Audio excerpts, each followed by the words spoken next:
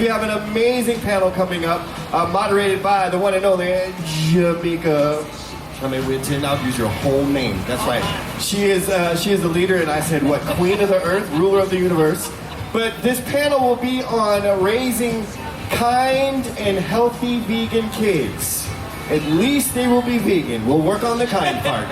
But yes, they're going to talk a little bit about what it is to raise kids who are kind and also vegan. Some of you will be able to relate. Some of you are just walking into that journey. We'll get some good information. So with that being said, put your hands together for this amazing panel and take it away, Jamaica.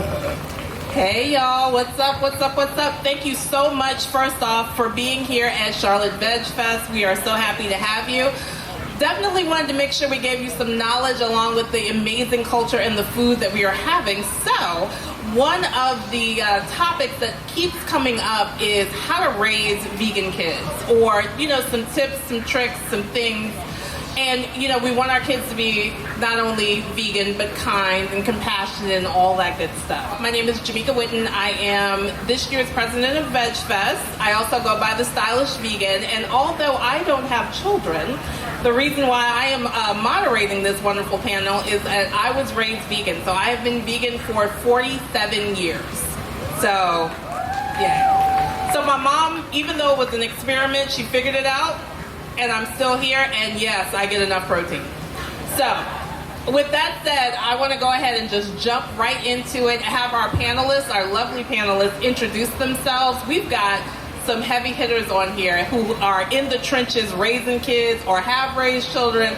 I'm just trying to tell you, it's going to be a good look, so I'm excited about this. So, Deasia, if you want to introduce yourself and give a little bit of background, and then we'll go down the line. Hey everybody, my name is Deasia Jones, aka your vegan it girl. I have 4 vegan babies, raised them since birth, also while pregnant. Home birther, all the natural things, so that's me. Hey, how y'all doing? I'm Chef Nikki in the Mix. I have 2 daughters, 4 and 2. They've been vegan since birth. I've had a vegan pregnancy and a natural birth as well. Hi all, I am Jessica Barrett. I'm also the Vice President of Veg Fest. I have 2 daughters. One is right over there in that beautiful pink dress with the flowers on it. Vegan pregnancy, her name is Laura Grace, by the way. And I also have a 28-year-old daughter, Jasmine, who's somewhere inside, who's also vegan but was not raised vegan since birth. She's actually the one who changed my heart to be more compassionate towards the animals, and then over time we went vegan, and so I've been vegan well over 12 years at this point. With that said, kind of jumping on to that, I think that's a great way for us to start. If each one of you could talk about why you decided to make this decision for yourself and for your children. Why vegan? Why go vegan? So I started my plant-based journey about 10 years ago now. And I knew that once I became vegan and this became more of a lifestyle for me and not so much so of like a diet, I was like, you know what, I want to carry this on into parenthood. I feel like for me, I was brought here in my family to be the generational curse breaker. And so going through a long line of history of diabetes, heart disease, people passing away from health-related issues, I wanted to be the change that we needed to see within our family. And so that's what kind of sparked me into saying, I want to start with this new generation of raising kind and healthy children. So my journey started, it was for the animals. So about 8 years ago, I seen footage of what happens inside of a slaughterhouse. And like in that moment, that day, I became vegan. And I didn't have children at the time. 4 years later, I had my first child. So since we were already vegan, it just made sense to keep it going. Eating plant-based foods. So I had no other option. Like it wasn't anything I thought about. It's just how we eat at the house. And similar to you, I started with compassion for the animals and discovered the health benefits for it. So I decided to take a step further and go to school to become a registered dietitian, to know the science behind it. Hi, babe. And to make sure that the information I give out to others about a plant-based diet is accurate and supported by evidence. So what would y'all say, well, here's a better question. how did your families react when you decided to raise your children vegan? Because it's one thing to make the decision for yourself. It's a whole nother thing to have that in your household. And I'll just say, just as an anecdote, my family is out here right now, some of my cousins and everyone knows that this has been it for, forever. But when Mom first went vegan and we are living in the South and being Black, it was an interesting experience. So I'm just curious to see how your families and other people just outside looking in, how they reacted. I think it's one of those things where it's like, it's your children, so they can't really say too much. I think, honestly, I'll be transparent, I got way more pushback about being a home birth mom versus going and, feeding my children vegan. And I think when it comes to my family, it really became more so of like us educating them on the things that they can't eat, because if we laid down the lines very clearly from day one, we said, hey, our kids don't eat this, we're gonna pack their lunch, we're gonna pack their spend the night bag with the food if you need to, but our kids will not be eating what's in your house. And I mean, they were very receptive to the fact that we chose the lifestyle, and so at some point you just have to respect what people want to do with their own children. Yeah, similar. My family, they were actually excited because they couldn't believe I would let my children only eat vegan food. So their thing was like, they're not gonna get McDonald's? I'm like, no. They're not gonna have meat, cheese, what about ice cream? I'm like, there's alternatives for all those things. I was more just wanting to give my kids real food. Like even just taking away vegan out of it, I wanted them to eat real food. I didn't want my little girls having like bags of chips and cookies and processed food and dyed drinks. I just thought for her little body, if I have a soda and it makes my adult 30-something-year-old body feel crazy, what is it doing to her little body? So with that mindset, I just started to feed her things that were real, things that were natural. And my family was supportive. They thought it was really cool that my daughter likes chickpeas over chicken wings. So up in New Jersey, we call DSS DIFAS. And my grandmother actually threatened to call DIFAS on me for feeding my daughter plant-based. And yes. So I got a lot of pushback from especially one side of the family. My father, well, of course, he was always just like, do you, but at the same time, he would argue a lot, tried to make statements like things that he heard, myths that he heard, that putting that on us. And he wasn't so worried about me as an adult, but worried about my young child and how her body's gonna respond to it. But over time, they realized, especially so that I didn't push anything on them, I just was doing me and protecting my daughter's body with what I'm putting into her body. They started to learn, and they learned that there's so many health benefits from this type of lifestyle, so everyone learned to adapt to it. I think one thing that I've heard that people are very nervous about when they are thinking about raising their children vegan or even plant-based is, I don't want my child missing out. So how do you address that? The class parties or the snacks or even spending the night at someone's houses. How do you deal with the logistics of parenthood and making sure your kids are not getting the stuff that you don't want them to have? So, just like Nikki touched on, we're in the beautiful land of 2023 where there's a swap for that, like I like to tell people. And so we have good swaps for the chips and the candies and the things like that. And I don't really do a lot of candy for my children personally, but we'll do chips and we'll do pretzels, like things made with cassava flour and things like that. And one thing that I learned very early on, especially with touching on what Jessica said, with introducing and teaching your family through teaching your children this new lifestyle, I pack a bag. Like, I'm quick to pack a bag because I'm like, I don't need you trying to figure out or guess what may or may not be vegan. Like, we're just gonna pack a bag and that be it. When it comes to like parties and things like that, like we'll do a vegan pizza or vegan ice cream. Like I said, there's swaps, so that's kind of like the safety zone, but we don't do a bunch of that like on the regular. So for me, I'm a packer. I pack snacks everywhere. Even coming to the vegan festival, I pack snacks because I don't know what snacks they got, but that's just me as a mom. I bring my girls food because I know what they want to eat. And they may be picky and just eat certain things, and I never want to be caught out anywhere without having food for kids. And another thing is, like, we don't do candy either because my kids are 4 and 2. And it's really a mindset shift when you think about what are you trying to feed a little kid. Little kids don't need packaged food all day long. Like the food I have today, we have grapes, strawberry, pineapple, honeydew melon, and we made popcorn at home. That's like a great snack. You know what I mean? Like, you just start thinking, like, what is going to fuel the kid's body that's going to be nutritious for them, that's not going to have them jumping off the walls, and it'll keep them full and satisfied. So I would just say a mind shift change will help you along your vegan journey when it comes to like what you want to pack for your kids and what's real food versus not food. If your kids' snacks come up missing, I didn't do it. Because I really need some pineapples, but continue. So I also do a lot of packing, but it's one of those things that even if you're not a cook, don't like to be in the kitchen cooking, there's one of y'all said, I think it was you who said there's so many alternatives now that you can even find some healthy food. You'll find healthy foods in even your grocery store. Even Food Lion has some healthy things. But yes, I'm a packer, and I also do something extra is I also love to bake, and so I'll bake some cupcakes sometimes and put them in the freezer.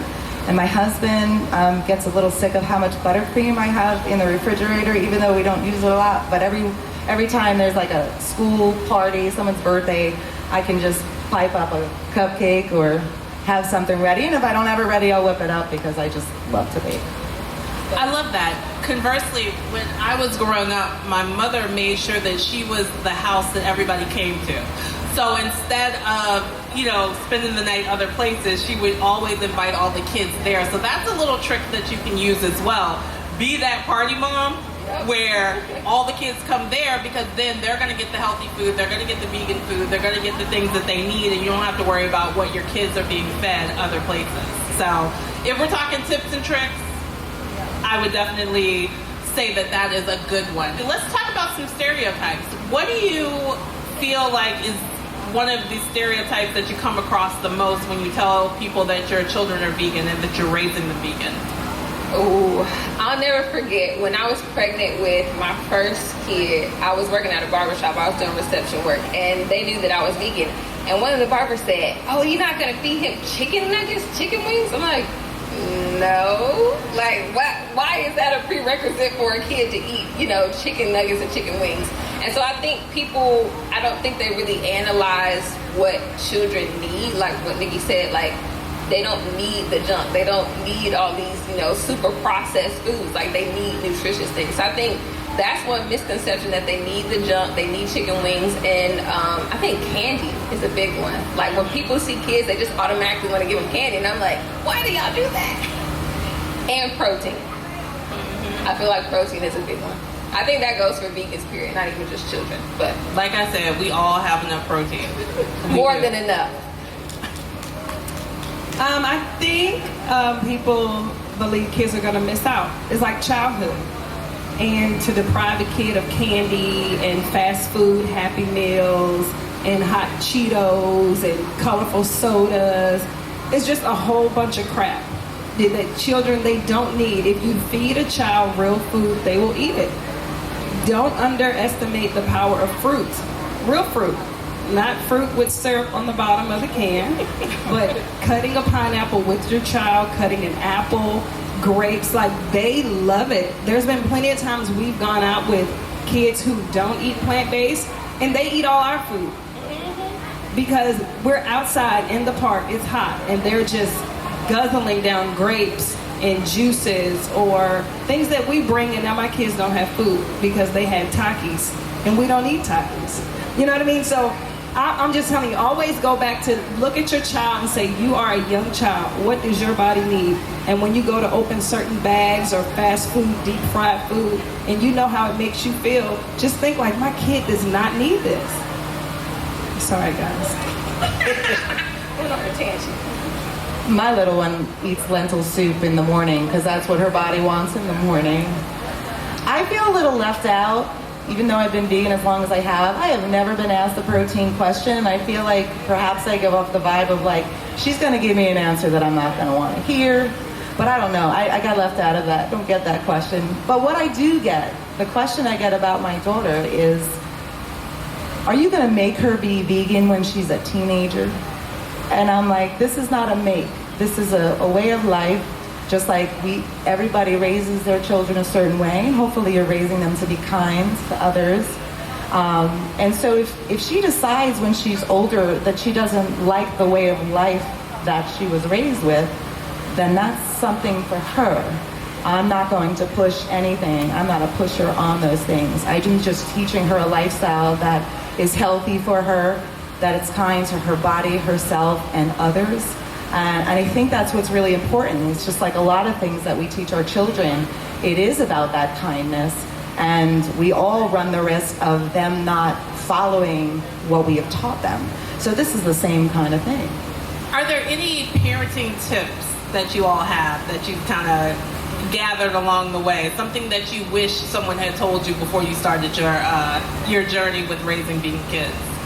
No matter what, they're gonna ask for a snack. Right, have snacks. So pack extra. Snacks. Always have snacks. Exactly. But I think it's a mindset shift, like, period. Like Nikki said, it's really about creating a whole new way of life. And so for me, it's like people always ask me that question, like, oh, are you gonna, like, what if your kid decides they don't want to be vegan later? Like, it's their choice. Like, I can't make them do anything, but if you train a child and you instill certain things into them, like, I think it's so rewarding as a parent that my 6-year-old will look at me and ask about a certain food and say, what does that do for the body? I've done my job. Like, when you associate food with healing, that's it. That, like, game over.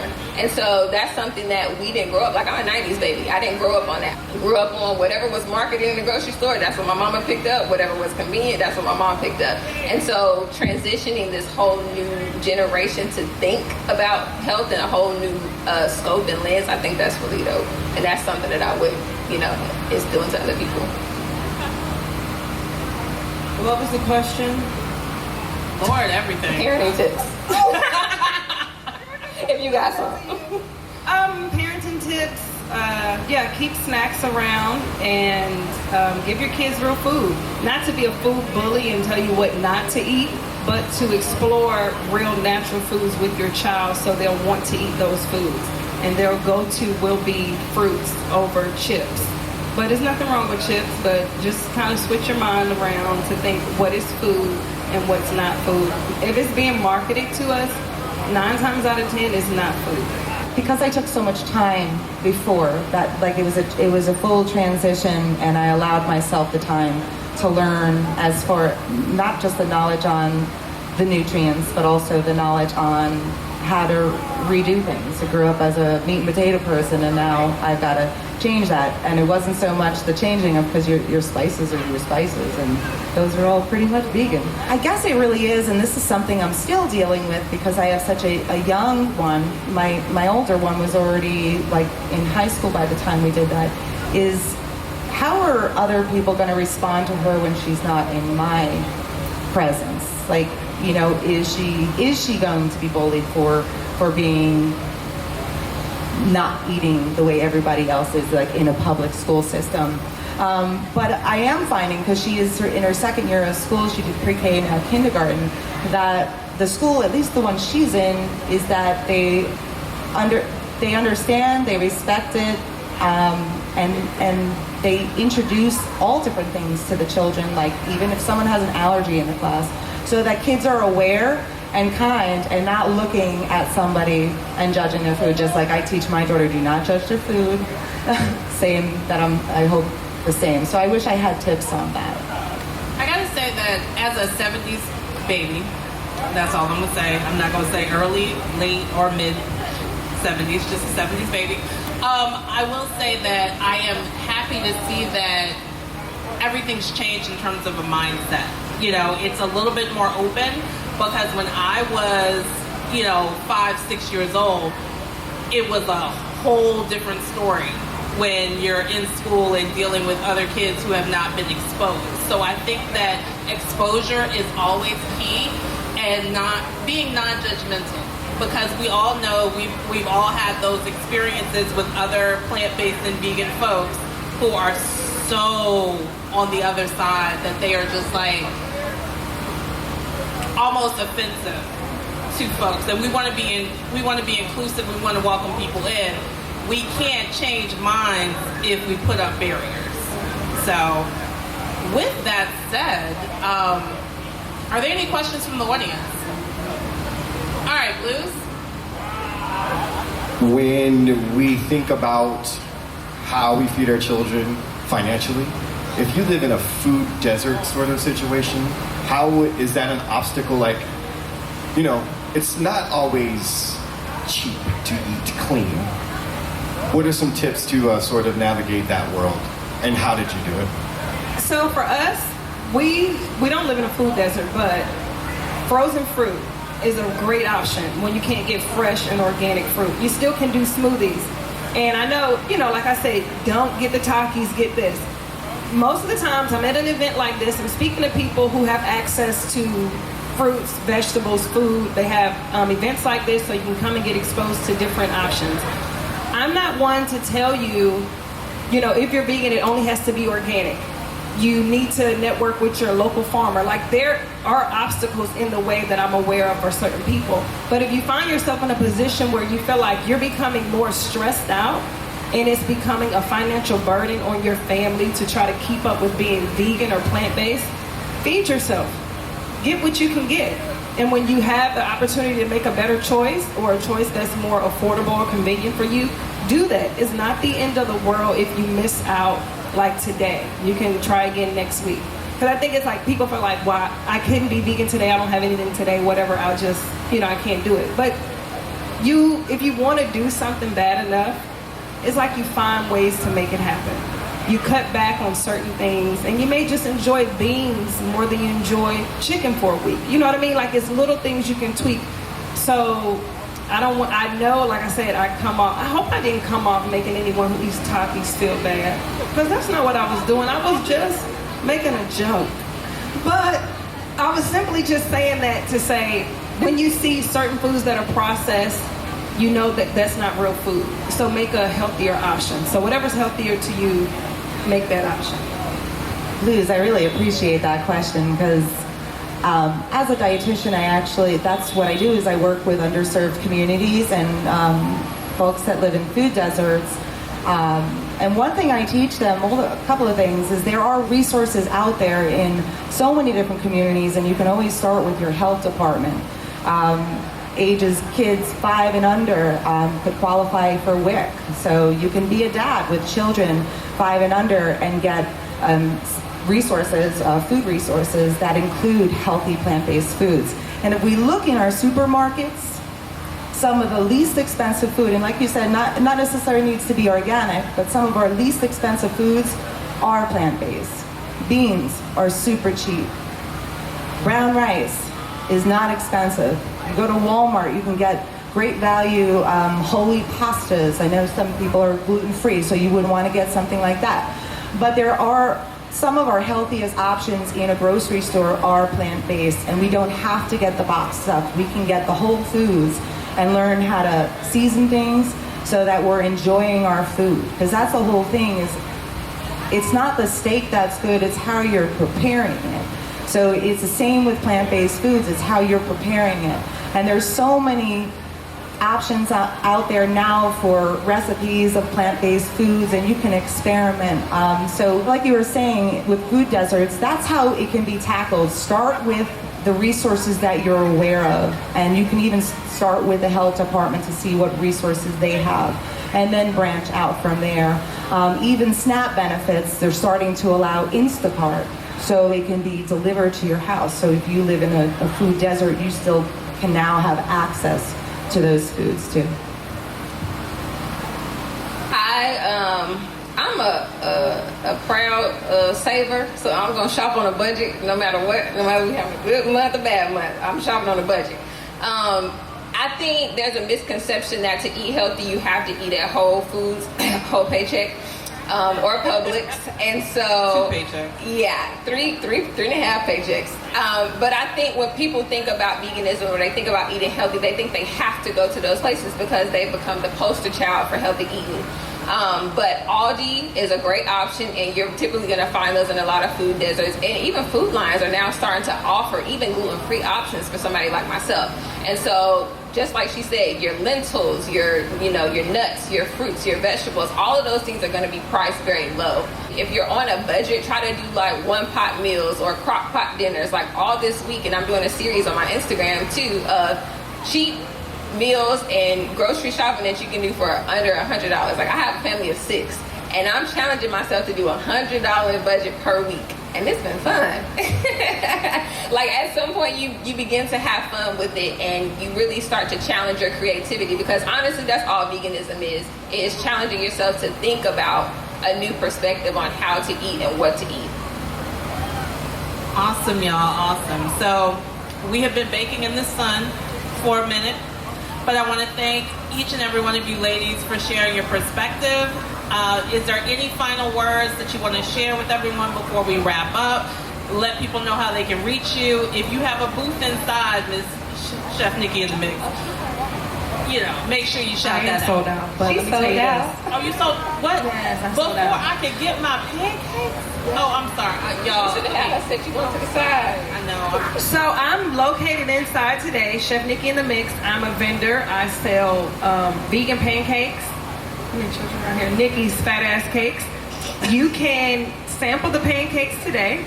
And since I am sold out so early, if you want to purchase them, I will give you a discount code. They're usually on the website for $11.99. I'll give you a discount code to use today to get them for $8.99, and I'll ship them out to you on Tuesday when I get back home. So come by the booth and at least try a sample. I have gluten-free, but not today. They're on the website. Sorry, gluten-free sister. So as far as me, if anybody wanted to get in touch with me, you can reach me at charlottevegfest@gmail.com. I'm like, what's my email address? Yeah, that's all. And I am Deasia Jones on all platforms. That's TikTok, Instagram, YouTube, Facebook. All of that. So if y'all have any further questions for our ladies up here about raising vegan kids, parenting, or you just want to say hello because they're all so beautiful and wonderful, feel free to shout them out, go visit them. 3 of us are wearing these blue shirts, which means if you have any questions about Charlotte Veg Fest, holla at us because we probably know the answer. Probably. So thank you so much.